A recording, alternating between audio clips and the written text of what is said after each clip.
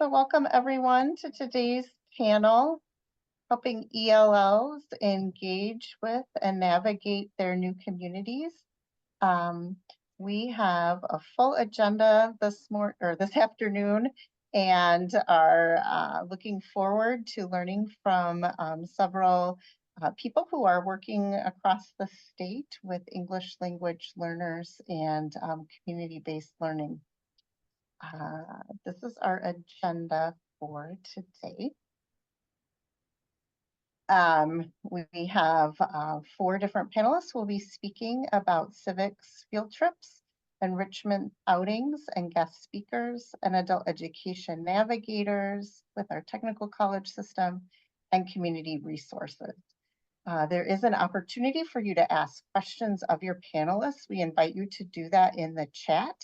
And Shannon Mason Young, my coworker, will be watching those, and we'll make sure that your questions are heard at some point today. And then we're going to talk about some next steps.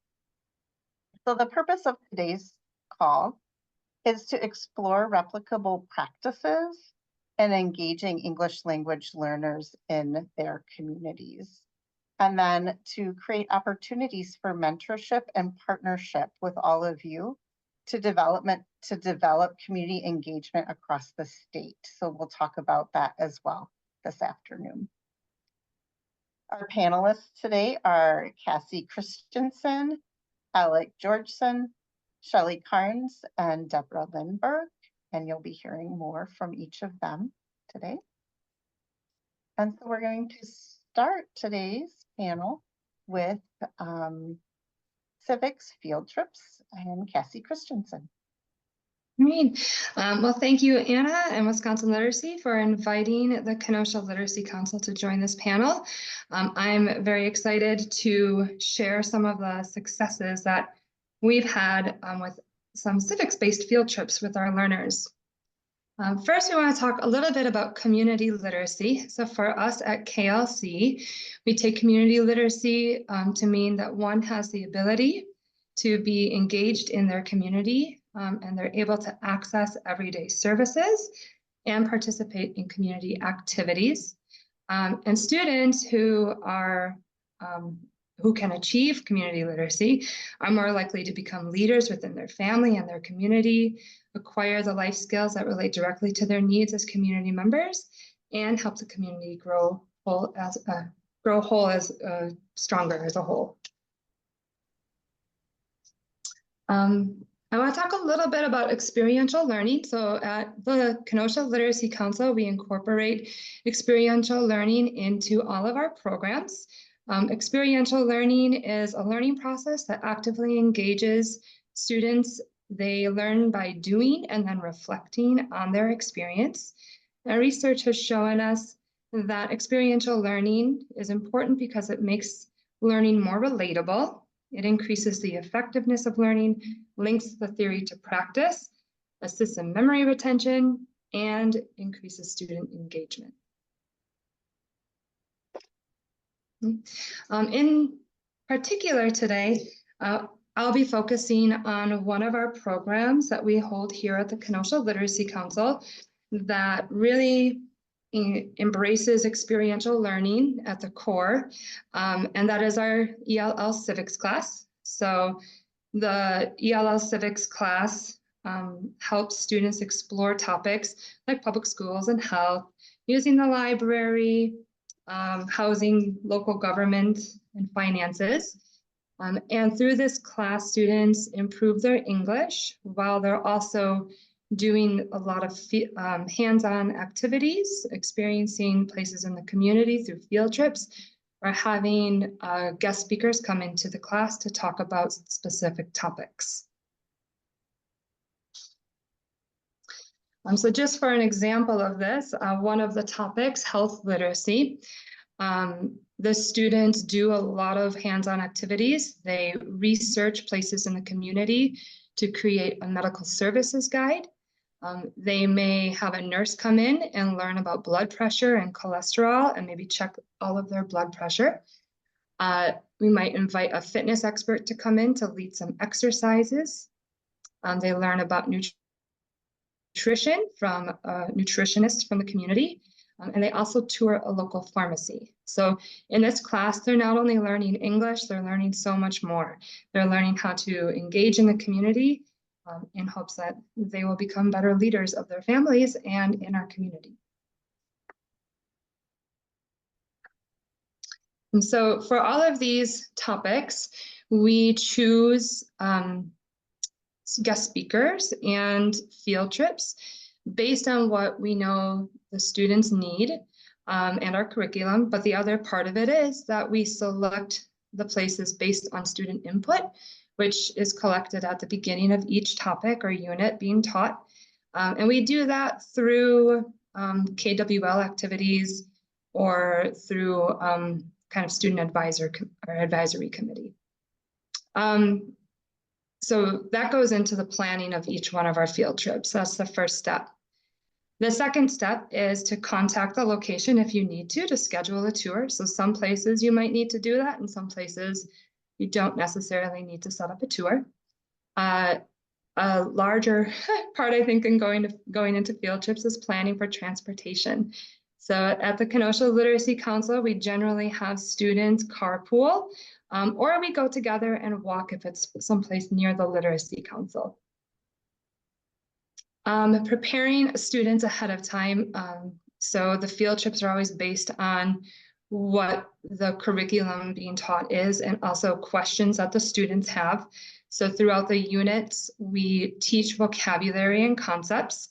And before we go to places or have the guest speaker visit, we spend time brainstorming questions that they might have before going on the tour, because as we all know, you might have a question, but then forget to ask it. So we often create index cards for the students to take with when they go on the tours. So that can be an activity that you do, or you can have some kind of other activity that you do while you're actually at the location. So I'll talk about some of those throughout the examples that we have. And so here are some examples. We have taken students to a common council meeting or a county board meeting. So during these field trips, the students are learning about government, civics, and citizenship, and they get to really see their government in action at the local level. So it's helping our students connect with that local government instead of just focusing on federal government. And they get to see the places where their local government officials are working or meeting. You can take them to one of the meetings, like the students here are at a common council meeting, and they learn about kind of the processes that go on and who is involved in the meetings. And you could even have one of your students participate by speaking in during the public comment section. So an activity that you could do here that we've done is we have them explore the municipal building and then draw a map of it so that they're learning about the different offices that are in there. An alternative to this, if you cannot go to a meeting, is to invite a representative to your class. So we've had state representatives come in and also common council members come in to speak to the class, and they're usually more than willing to come and talk to the learners. We've gone to the police station. So at the police station, they get to meet the police officers, learn about the services that police officers do, and then they really actually have enjoyed getting to see the garage and all the emergency vehicles that are used. So it's a fun way to get them involved with the police. Luckily for us, our 911 call center is also located in the police station, so they get to see that in action a little bit too. This is a great activity or a great field trip where you can utilize those index cards and just bring questions along. An alternative to this is that you could invite police officers into your classroom. So they could talk about safety or just having them practice conversation with the police officers to help them feel more comfortable. Fire station is always a fun one. The fire station, they get to meet the firefighters, see what the inside of a station looks like, learn about the ambulance and the fire trucks and engines, and also some common safety practices like smoke detectors and how to check them to keep your family safe. This is a fun one for students to be able to bring their families along with, because the kids really enjoy getting to see the trucks as well. And also another field trip where you can easily employ using index cards for questions that they have. An alternative is to invite the fire truck to your location, have them come over and have them show the students the truck, or you see we had firefighters visit us to teach us some CPR, some emergency practice, first aid to the students. We've gone to the public library. It's pretty easy to set up a tour with a librarian. They get to learn about the library, the materials, and the programs. All of our students complete a library card application and get library cards before they leave, and they get to check out the materials. This is a great one because you can do a scavenger hunt activity to have them find materials within the library after they've completed the tour. An alternative to this may be to invite a librarian to your class, or to have the bookmobile swing by. So you see we had a library up at the top right corner. They brought the bookmobile so the students could experience that as well. We've gone to the pharmacy, which is always a welcomed field trip for our learners. They get to learn about the difference between over-the-counter drugs and prescription medicines. It's very hands-on practice in comparing different medicines. This is another great scavenger hunt field trip. After learning about the different sections, then the students complete a scavenger hunt trying to find medicines for specific illnesses. And they even get the opportunity to practice communicating with a pharmacist. An alternative to this might be to invite a healthcare professional to your class. We've known that nurses are pretty easy to get to come to your class, or dental professionals, dental hygienists or dentists, or contacting your local WIC office for a nutritionist to come visit.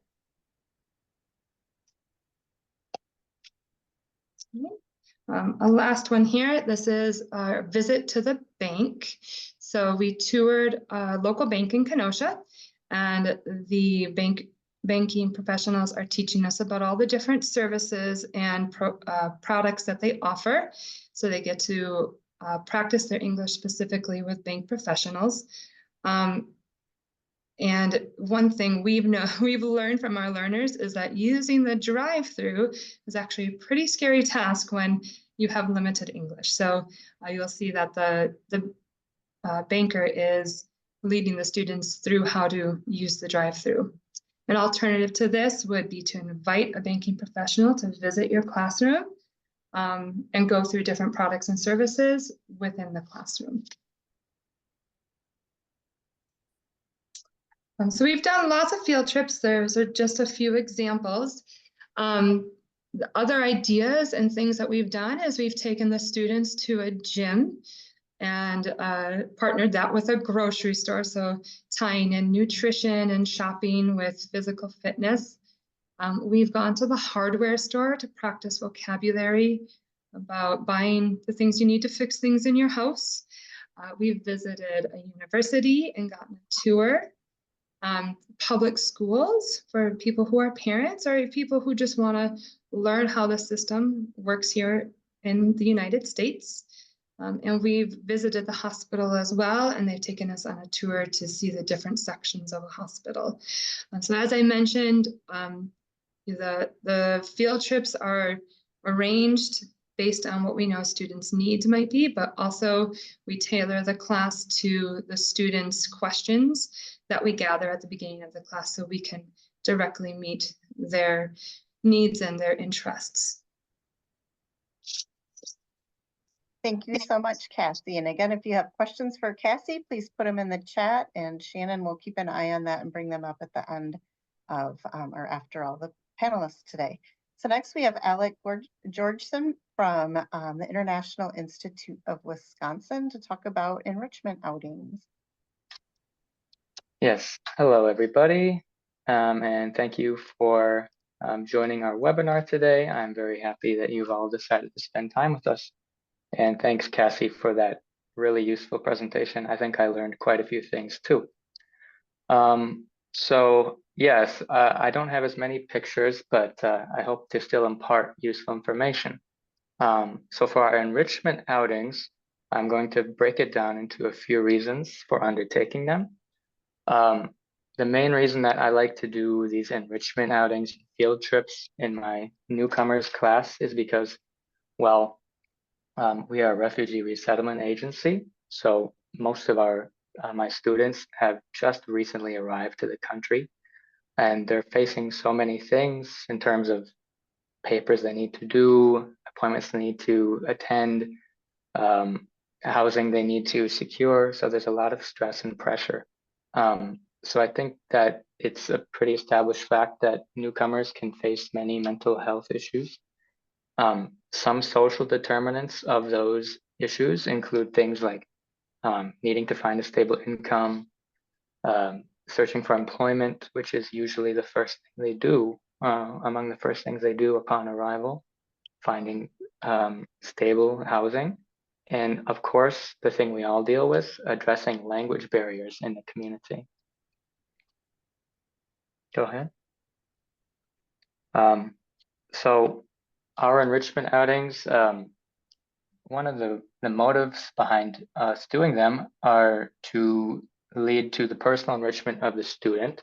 So of course, they're in the classroom to gain a basic knowledge of English, be able to communicate with others in our community in Milwaukee. But our outings would also hope to better them emotionally, physically, or culturally in some way. So really, I feel that moving the learning space out of the traditional classroom will shake things up a bit, because although a routine is important, they do have to come to the agency a lot. So it's nice to change it up and provide the students a chance to have a memorable learning experience. Further reasons why we undertake these community outings is that it serves as a form of not only community, but cultural orientation. So in the classroom, we do English and cultural orientation, but we can also do a cultural orientation outside of the classroom by introducing them to places in their community. So bringing them on these outings will help us and them find low cost or free public spaces and resources that are available to everybody in the community, which is something that I think is really important for them to get a handle on. It can also build community and camaraderie. We have many different ethnicities and languages represented in our class, and although they are different in many ways, I believe they share a lot of things. So it's important to bring them out, not only in the classroom, but outside, to try to provide a safe place for them to bridge barriers with people who are similar to them, but, also coming from unique circumstances. Women and children are often underrepresented in our class. So the outings are a good way for us to involve them too, and also expose them to new vocabulary and help them practice English while they're having fun. Some outings that we've undertaken, Cassie spoke to the library. We visited the Milwaukee Central Library, and it was just fantastic because you may want to check to see if your local library has an ELL department or somebody who works specifically with ELLs, because that's what we have in Milwaukee. And he provided an amazing tour that the learners really remembered. They also have things like conversation hours for beginners that I like to provide flyers for in my classes. Of course, we help the learners sign up for library cards and teach them about other things the library can offer them, like computer usage and even programs to loan laptops and hotspots are available at some library locations. Finding free days at the public museum was a really fun one for us. This is a fantastic outing, not only for adults, but children too, because in Milwaukee, it's a very complete museum full of exhibitions, movies, and other rotating exhibits. So I always invite the whole family to trips like that. We've also visited botanical gardens, which have a free day monthly in Milwaukee. And that was a huge hit for women, children, and families. For that outing, we did need to plan a bit ahead of time. I was able to convince my supervisor to create an account for rideshare for us, where we coordinated several Uber rides for our clients to arrive there because it was far away.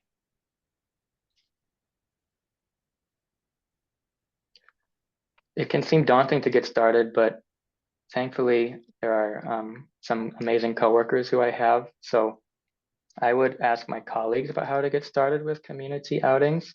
They may have ideas, or your workplace may already have contacts with some of the places that we've discussed. Work with someone to help find or create a list of free days in your community. And then ahead of time, it always helps to arrange transportation.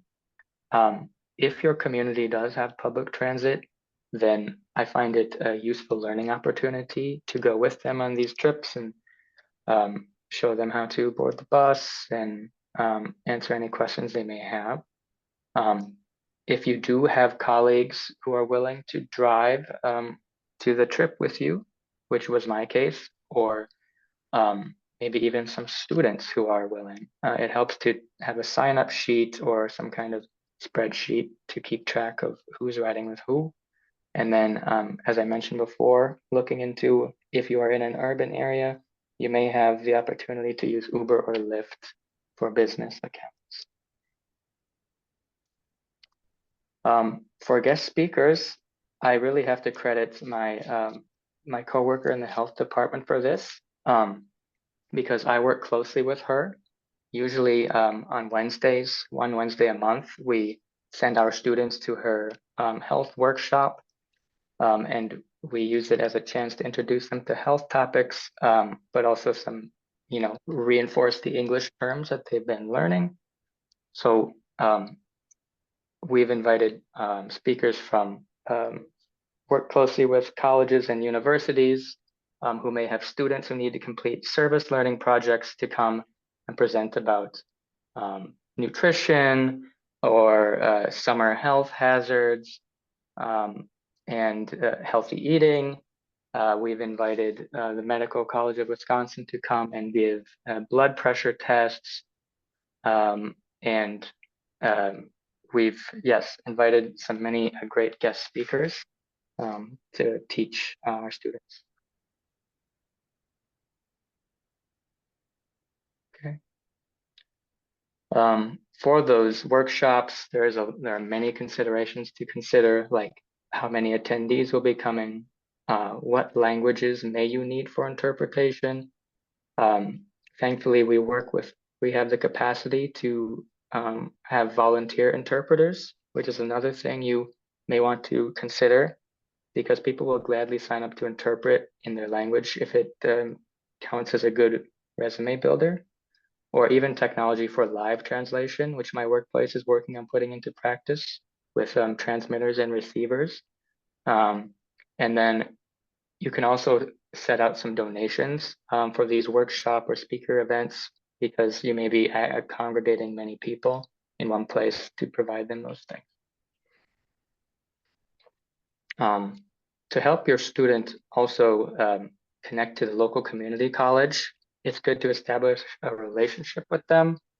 So things that you should know about the community college would be having an English testing center contact of where you can refer them, finding the best campus for your learner as far as location or programs may go, knowing the semester schedule to avoid any learning disruption, and then looking into application fee waivers because usually they're able to get application fees waived, in my experience.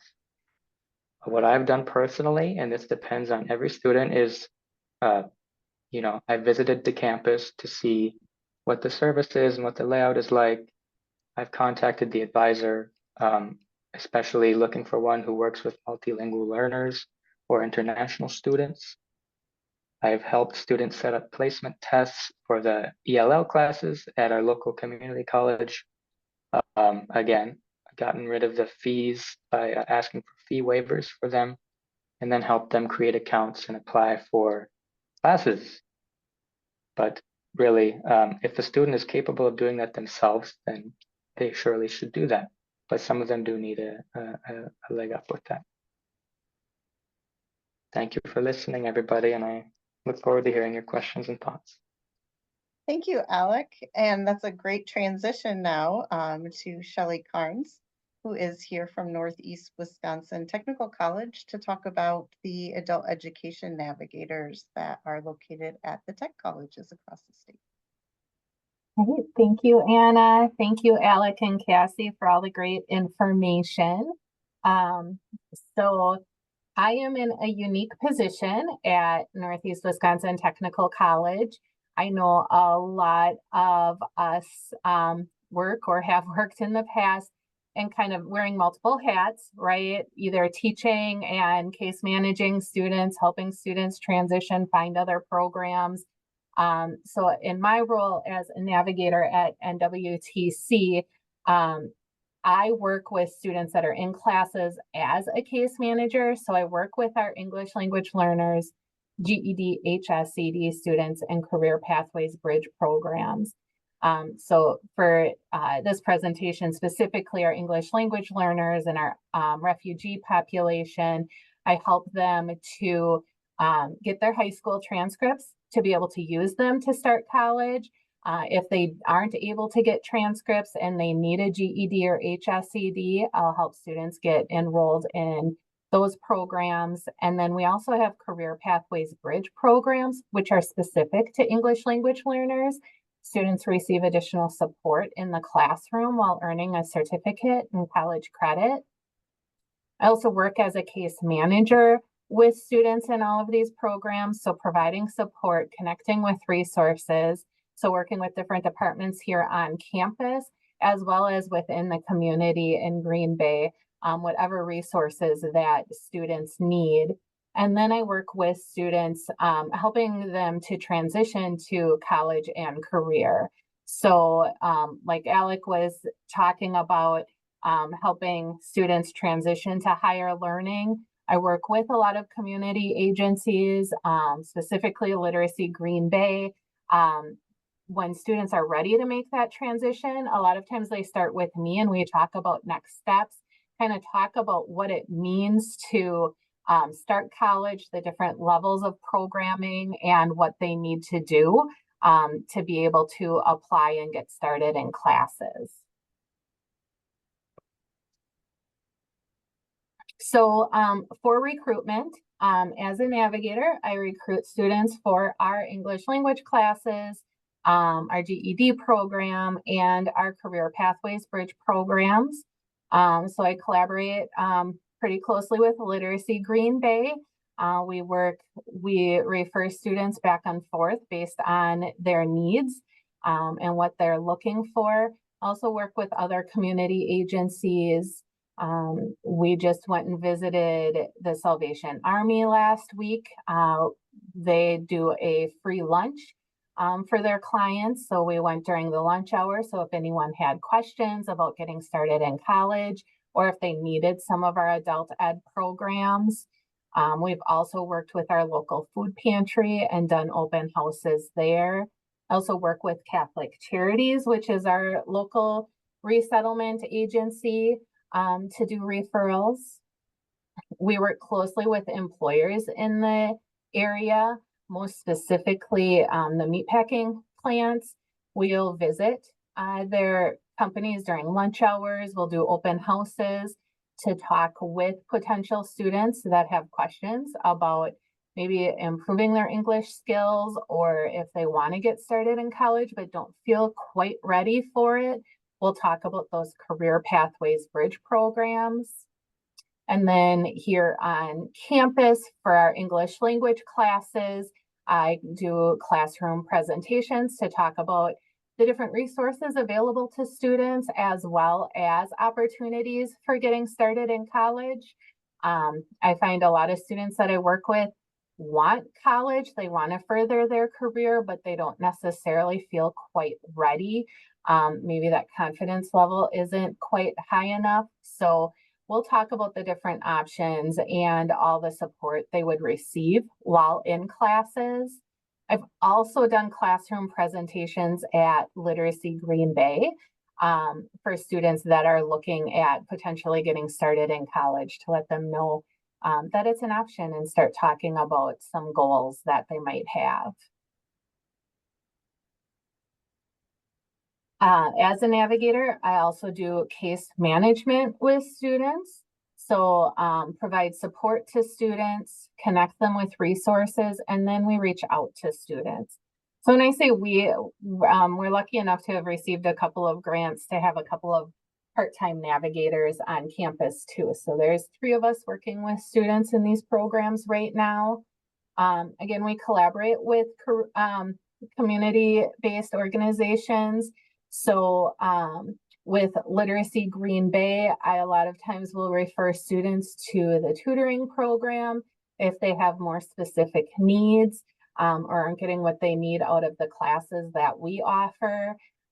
Literacy Green Bay in turn refers students to NWTC when they're ready to maybe start looking at college programs or their English levels are a little higher and they're ready for the technical college classes.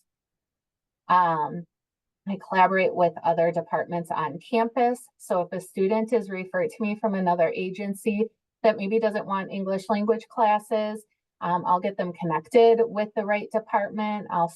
We'll talk about what they need to get started, and then I'll do a warm handoff.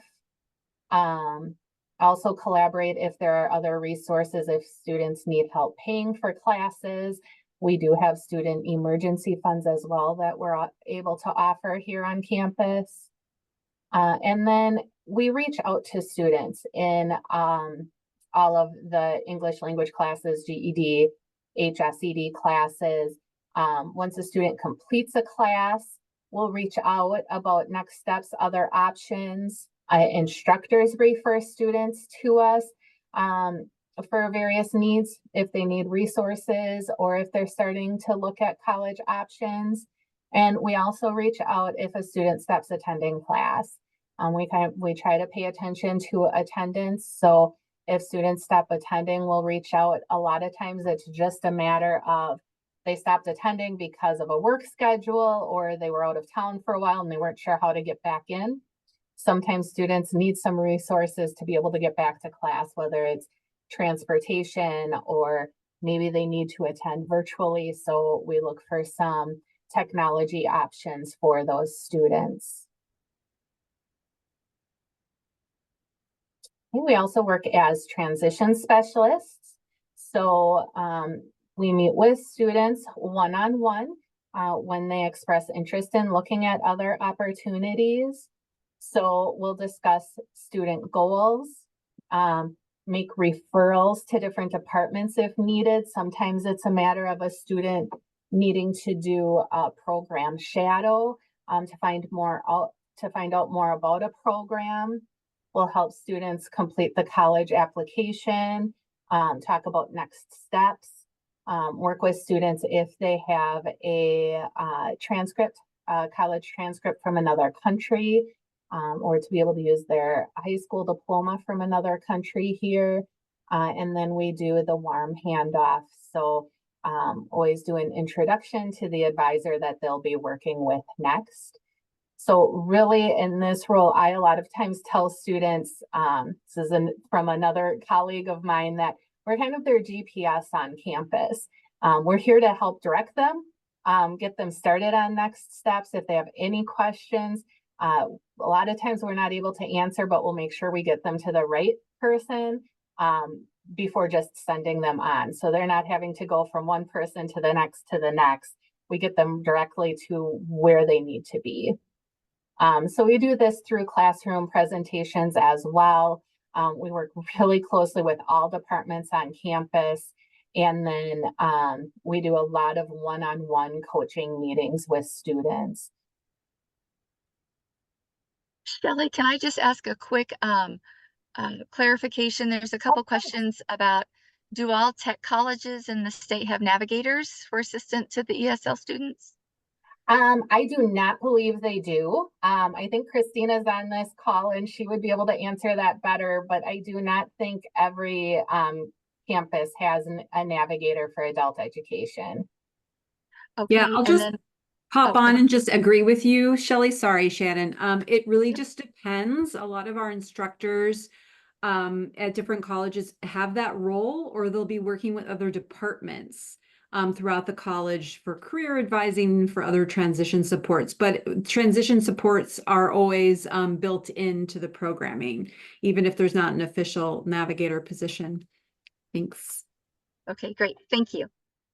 What makes my role really unique in that way is, you know, our faculty does that with students already, but with, I started out in a full-time position. We now have 2 additional part-time navigators, and we're unable to keep up with all the work. It just allows us to provide more support to students and give them a better opportunity of getting to where they need to be a little bit more quickly.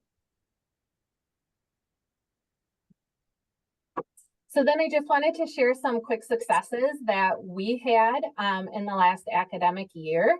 As adult education navigators, we coached in one-on-one meetings 114 English language learners and 134 GED, HSED students. And this is, you know, a lot of students that we coached one-on-one, it was more than once. You know, we would have 30 to 60-minute meetings several times throughout the year. We held 15 classroom advising sessions. So what that means is a lot of times I'll go into our classes and I'll just pull out students one-on-one right within the class. Those that have specific questions that want to look at different resources or starting college. So it's still one-on-one meetings. It's just through class time. We had 57 adult learners enroll in our Career Pathways Bridge programs. So they received additional English language support or studied for a GED or HSED while earning college credit. And then we helped 76 English language learners and 94 GED, HSED students transition to post-secondary programs. And that's on top of the students that started Career Pathways Bridge programs. Thank you so much, Shelley. I know that especially from the community-based literacy perspective, we always love hearing what the technical colleges are doing to support the students. So I know there'll be a lot more follow-up questions for you as well. Yeah, definitely. Thanks for having me. Thank you for listening. And next we have Deborah Lindbergh from the St. Michael and St. Rose Literacy Program in Milwaukee, and she's going to talk about how they help the students there engage with community resources. Well, good afternoon, everybody, and I appreciate being part of this panel. And I've learned a lot so far from Alec and Cassie about going on field trips, and that gives me some new ideas about getting connected with the community in a little different way. We also do try to connect our students with Milwaukee Area Technical College. So the information that Shelley had was helpful as well. So far, I don't think they have navigators, but my presentation is going to be about how we connect students with their basic needs, like food, clothing, and health resources. And So the three programs that we're most connected with would be Father Jean's Help Center. We're using the St. Michael and St. Rose Food Pantry. There's other food pantries that are used, but we have one right at our parish center that we teach from. And we also have been working closely with the Milwaukee Consortium for Hmong Health, which is located a few blocks away on 18th and Walnut Street. In the photo that you're looking at right now, a tutor is just giving one of our students some clothing for his family that's from the Father Jean's Help Center. So there's two ways that students can get clothing from the Father Jean's Help Center.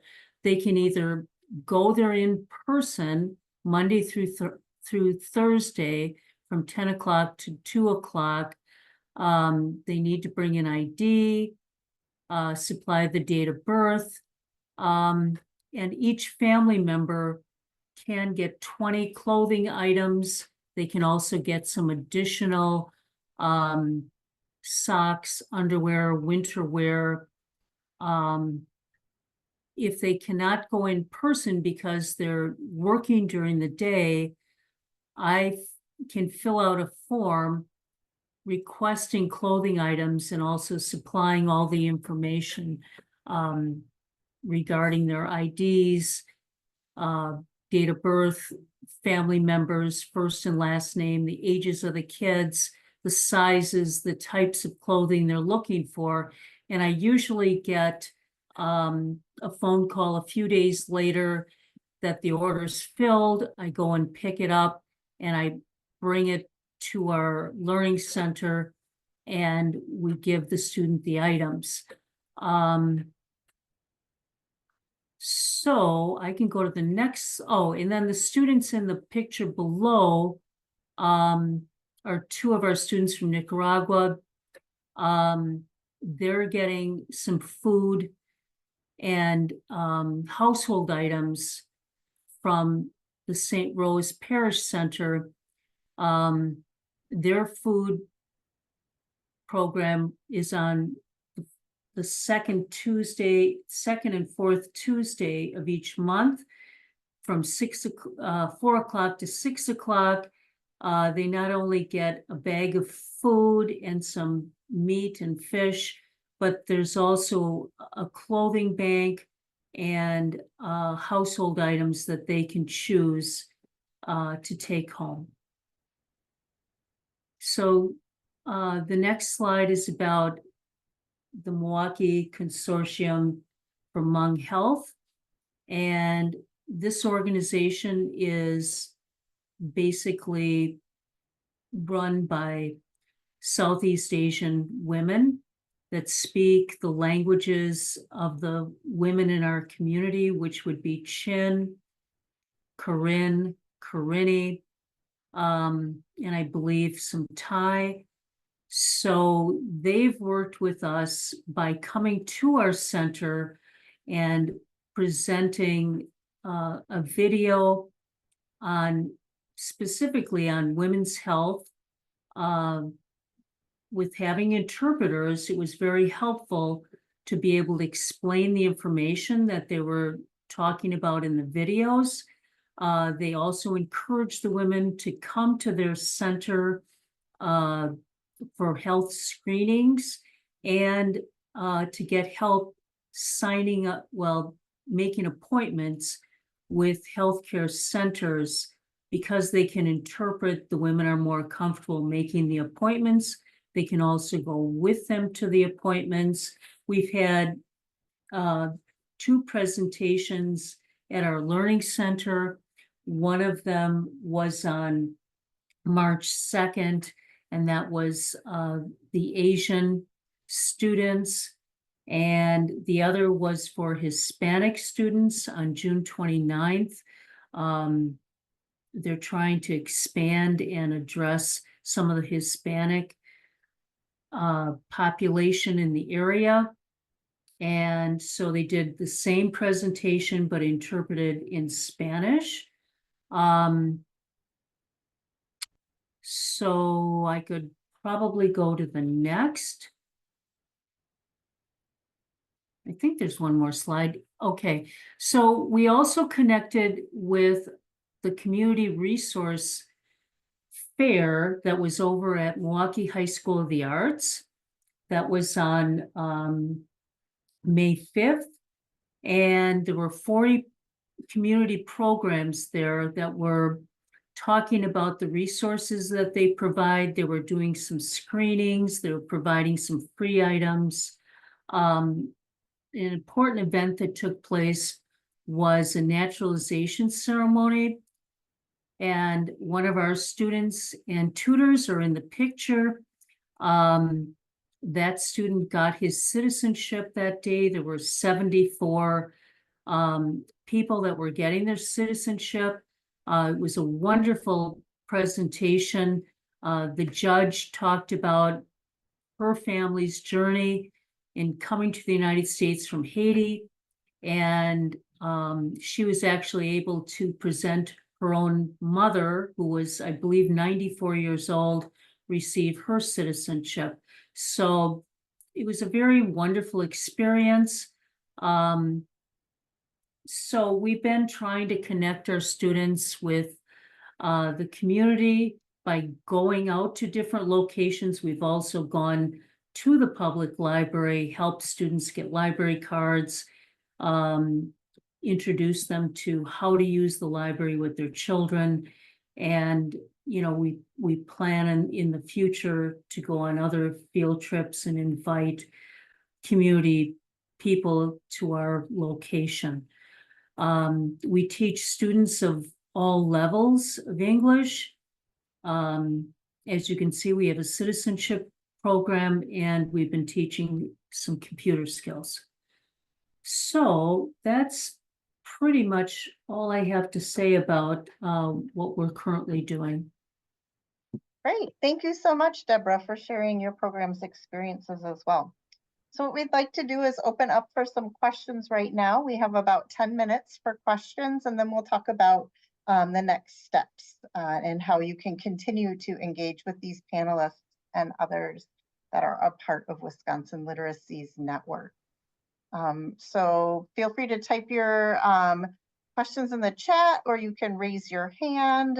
Shannon, is there anything already in the chat for us to address? It looks like most of them have been answered in the chat, and some comments about the navigators at the schools. So, but Deborah has her hand up. Oh, no, I'm sorry. I was just checking the chat, and I think it accidentally went to the hand. Sorry about that. No problem. Thank you. I have a question, probably for anyone, but maybe specifically for Cassie, in terms of when you're reaching out to, you know, banks or hospitals or, you know, any of those, you know, connections. Are there things you're hoping for or looking for those instructors or those representatives, you know, in terms of knowing, you know, the audience that's coming? So, you know, going slowly, having patience, you know, walking through the information, you know, how do you select who's coming, or is it pretty much just whoever that organization provides for that, you know, that session or that field trip? Yeah, that's a great question. So when I call to make or email, however I make my connection, I'm right away very clear that they're English language learners who are, you know, speaking at a very low literacy level. So I make it very clear to use plain language. You know, sometimes we've had connections that we've been able to foster and grow over the years. So we have some people that are more familiar with our organization and the students that come here. And then while we're going through field trips or having guest speakers come in, obviously staff is always there to help with that. So if we notice that things are going over students' heads, that we can interject and kind of clarify again that we need to speak at a slower rate. I think once people meet the students and understand where the students are at, they can kind of redirect their normal speech patterns. So we've had pretty much success all around with that. Thank you, Kathy. I just want to add one quick thought that I had as you were talking about that. When, in my experience of planning guest speakers to come in, when we know we're going to use simultaneous interpretation or have somebody interpreting in another language, is to tell or when you're working with the presenters, to explain that the presentation is going to take more time. So if they're accustomed to coming and speaking to a group and it, having a certain amount of content in an hour session, that when they come and speak to a community of English language learners, that they probably wouldn't be able to get through as much content in that amount of time. Yeah, and I'll just add to that too. Oftentimes I'll send specific questions and stuff to the presenters so they know what kind of topics are most important to cover. So. Hello, everyone. Oh, go ahead, Chantel. Yeah, I just wanted to ask Cassie, I believe. What's from? I missed the first few minutes. Where is she from? She's from the Kenosha Literacy Council. Kenosha. Okay, thank you. That's all I needed. Okay. And it looks, oh, go ahead, Anna. I think we were both going to say the same thing, Shannon. It looks like Hansi has her hand raised. Hi, thanks a lot. I have two questions. Our group works primarily with refugees and evacuees who are illiterate. They never were able to study in their native language. Do you have any resources, either dialogues or pictures, that would help this type of learner prepare for guest speakers or field trips? We do a lot of guest speakers, and any material to help them in advance that we don't have to create ourselves would be very useful.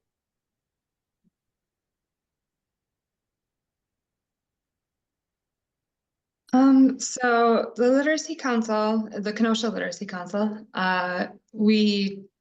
sounds like we do very similar to you. We use a lot of pictures for students that are really low level, may not have any formal education in their own country as well. We really focus more on the conversation aspects of it, more so than the reading and writing. We teach that obviously as well with it. I think a lot of the materials that we use, we develop a lot of it because it needs to be fit with the class's interests. We do too, which is why I was wondering if there was any repository for that type of thing.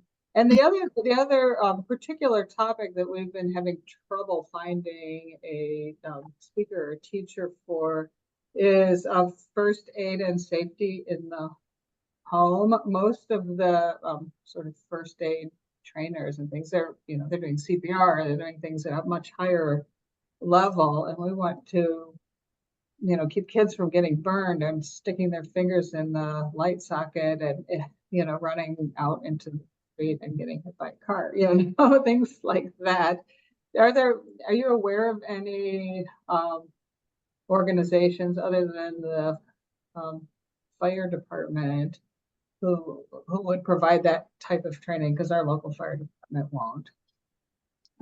Yeah. So one place where we've had success is actually our local technical college. If you reach out if they have a program there, we've had people come in and do some kind of first aid things where they are either the professors themselves or they have a classroom come in and do guest speaking with the students. Thank you. Anybody else have any ideas on that topic? I would just add that I know that Cassie's also connected with our community health department. So to have public nurses come in and do presentations on germs and how germs spread, immunizations, and some of that kind of minor first aid stuff that you're talking about, we've been able to do through our community health department.